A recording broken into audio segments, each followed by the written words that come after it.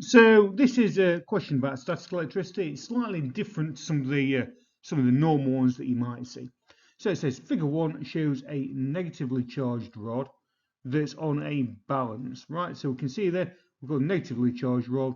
There's some sort of insulating material underneath it, and it's on a balance, and the balance is giving us a reading, right, for the mass.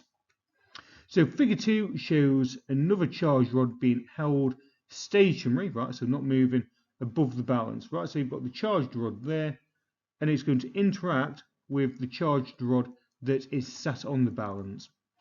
The rods do not touch each other, so explain. So if it's asking you to explain something, you're going to need to say more than one thing.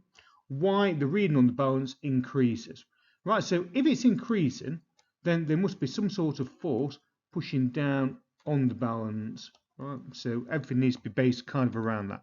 So the first thing that I'll talk about is the fact that there is an additional downwards force on the balance, right? So that's what causes the mass reading to increase. So then you need to go and say why. So this is because the rod is negatively charged, and the rod on the balance was also negatively charged. Don't forget, opposites attract, so alike charges repel.